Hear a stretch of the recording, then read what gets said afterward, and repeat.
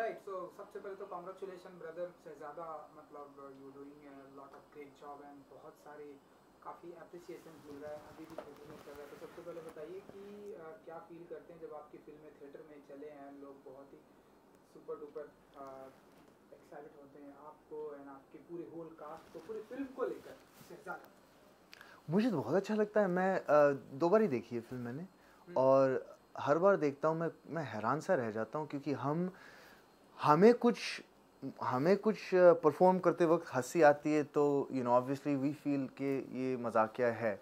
लेकिन जब थिएटर में जाके लोगों की हँसी सुनते हो आप, आपके कुछ परफ़ॉर्मेंस पे या आपके कोई सीन पे, तो अलग तरह का मज़ा है। और ख़ासकर मेरे लिए, मैं पहले फ़िल्में ऑब्वियसली कर चुका हूँ, लेकिन पहली बार शहज़ादा एक ऐसी फ़िल्म है जिस पे मतलब बहुत ही मशहूर, बहुत ही वेटरन कलाकारों के साथ काम करने का मौका मिला है मुझे।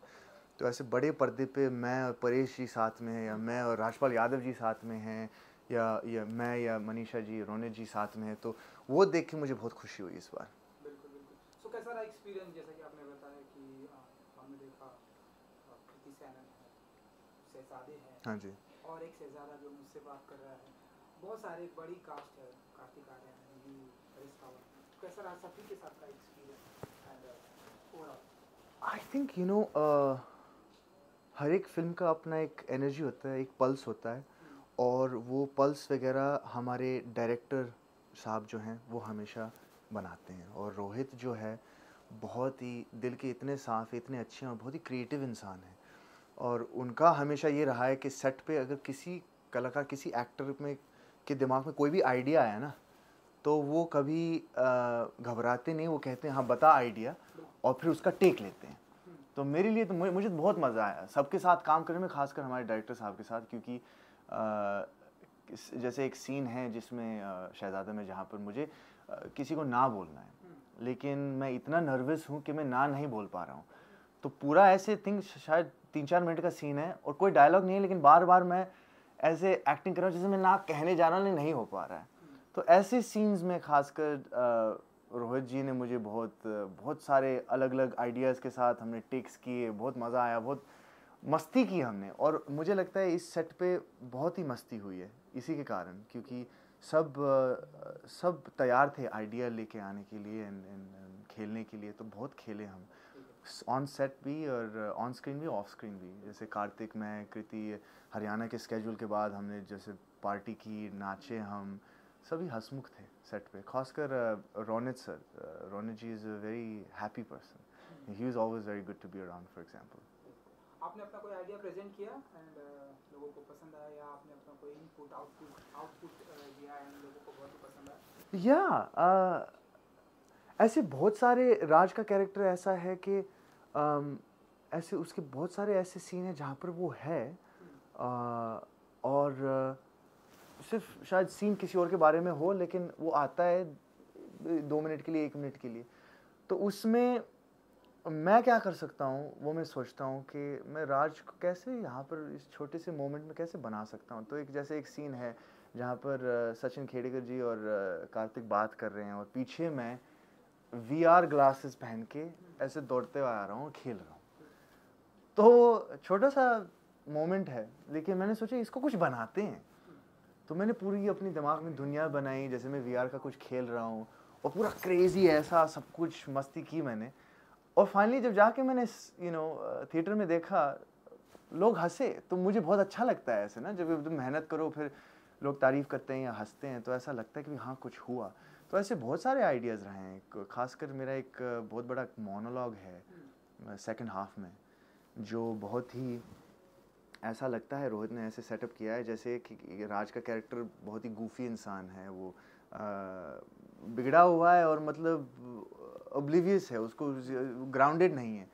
तो ऐसे लगता है जैसे कॉमेडी का सीन शुरू हो रहा है, फिर बीच बीच में मैंने जिस तरह से उस मोनोलॉग को फिर सीरियस और ऑथेंटिक बनाया, ऐसे बनाया जैसे सच में एक लड़का अपने बाप को बोल रहा है कि भी नहीं, आपके कारण मैं बिगड़ा हूँ आज, आपने कभी मुझे मौका नहीं दिया। आई थिंक लाइन ऐसा है कि मैं फोटोग्राफर बनना चाहता था, मैं पायलट बनना चाहता था, लेकिन आपने कभी मौका ही नहीं दिया, क्योंकि आपको मालूम था कि अगर मैं फेल हो गया तो आपकी नाक कट जाती। ये एकदम से ये मजाकिया ढंग से हम कह सकते थे, लेकिन मैंने इसको जानबूझ के थोड़ा सीरियस बनाने की कोशिश की। तो उस सीन का जो आर्क है, उस कैरेक्टर का जो आर्क है, एक तरह से बहुत ही सिली फन मस्ती से एकदम से सीरियस हो गया। तो ऐसे ऐसे आइडियाज़ मैं लेके आया, फिर रोहित को भी पसंद आया। तो ऐसी बातचीत में, रिहर्सल में हमने कुछ बनाया राज के कैरेक्टर को। मुझे लगा कि लोगों को पसंद आ रहा है, खुश हूँ, बहुत पसंद आ रहा है। खुश हूँ मैं उस बात से। बिल्कुल बिल्कुल। एंड अब मैंने नोटिस किया है कि डे बाय डे आपकी पॉपुलैरिटी बहुत ही बढ़ती जा रही है। आप जो कुछ भी करते हैं लोगों को आपके मुंह में घी शक्कर लोगों को बहुत ही अच्छा लगता है।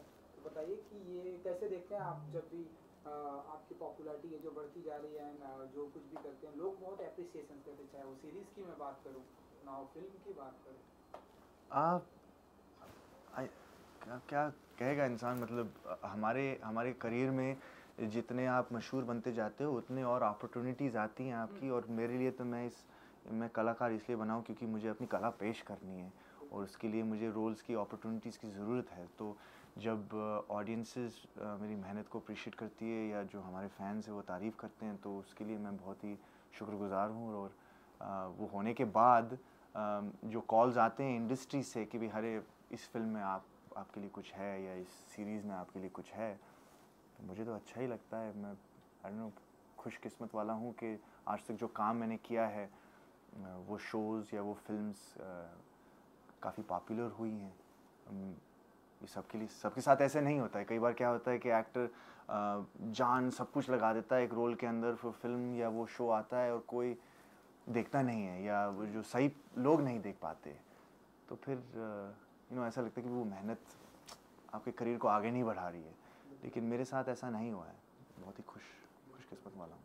एंड मैंने नोटिस किया कि आपकी सीरीज़ भी बहुत ही हिट हुई है, जो सीज़न 3 भी आने वाला है।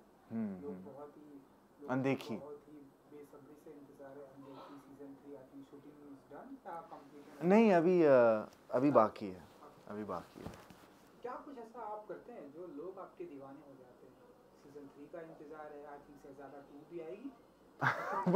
ये मुझे नहीं मालूम शहज़ादा 2 आएगी कि नहीं आएगी। नहीं, मैं कुछ नहीं करता हूँ। मैंने ऐसे कुछ सोचा नहीं है। अपने देखो, मैं तो हमेशा कहता हूँ कि नए एक्टर आते हैं तो पूछते हैं कि भाई बताओ कोई एडवाइस दो, तो मैं तो हमेशा कहता हूँ कि अपनी कला पे ध्यान दो। जितना आप बेहतर कलाकार बनोगे, अब जिम जाना, फ़ोटोज़ खिंचवाना, ये सारी चीज़ें ज़रूरी हैं हमारी इंडस्ट्री में। लेकिन मैं, जैसे कहावत है ना इंग्लिश में, that's the icing on the cake, कहावत है। मतलब पहले ये चीज़ें तो बाद में आती हैं। पहले एक अपनी कला में मजबूत हो, अपने कलाकार ऐसा बनो कि आप आपको कोई सीन देता है तो आपको लगे कि हाँ, मेरी अपनी कोई आवाज़ है, मैं कुछ पेश करूँगा तो लोगों को लगे कि भाई हाँ, इसमें कुछ बात है, क्या है इसमें। और ये मुझे नहीं लगता सिर्फ भगवान की देन है कि भी मैं पैदा ही ऐसा कलाकार हुआ। नहीं, मैंने आपको अपनी पहली ऑडिशन दिखाऊंगा, मैंने आज तक सेव रखी है। और मैं कई बार देखता हूँ 1 साल बाद, या जब मैं किसी चीज़ के ऊपर मैं सैड हूँ, या जो मैं सोचता हूँ कि यार क्यों ये रोल नहीं मिला मुझे, फिर मैं ऑडिशन देखता हूँ, फिर याद दिलाता हूँ अपने आप को कि देख तूने कहाँ से शुरू किया था, कहाँ पे आ गया है। तो मेरी तो बस यही राय है, किसी को मतलब बहुत ही सक्सेसफुल बनना है तो कला पे ध्यान दें। कला पे ध्यान दें। आई विश कि आपने यहाँ से शुरुआत की थी, आप बहुत दूर तक जाने वाले हैं। सीज़न 3 तो आने वाला है। एंड और क्या कुछ नेक्स्ट आपका है पाइपलाइन में, फिल्में क्या कुछ करने वाले हैं? हाँ, 1-2 फिल्में हैं जो आएंगी। उनके बारे में अफसोस मैं बात नहीं कर सकता, लेकिन आएंगी ज़रूर। बिल्कुल। जाते जाते ऑडियंस को कुछ कहेंगे आप, जो आपको इतना सारा प्यार देते हैं, शहज़ादे को प्यार दे रहे हैं, आपको प्यार दे रहे हैं, आपकी सीरीज़ को प्यार दे रहे हैं? कुछ बस यही कहूँगा कि हम अपनी वैनिटी वैन में हम स्क्रिप्ट के साथ बैठे रहते हैं, रिहर्सल करते रहते हैं कमरे में। 12-12, 14-14 घंटे हम शूट करते हैं, तो सोचते हैं कि भी शायद ऑडियंस को पसंद आए। तो जब फाइनली फिल्म ख़त्म होती है, भूल जाते हैं हम। 1 साल निकल जाता है, 2 साल निकल जाते हैं, फिर फाइनली निकलता है और आप सबकी जब तारीफ़ मिलती है, वो दिल को छू जाती है बात। वो ऐसा लगता है कि वो उस मेहनत का कुछ हुआ। तो आपकी तारीफ़ आती तो हम इंकरेज हो जाते हैं, हमें लगता है कि भी ठीक है, कुछ तो कर रहे हैं हम सही। तो ऐसे ही करते रहेंगे। Super, thank you so much. Thank you जी, थैंक यू।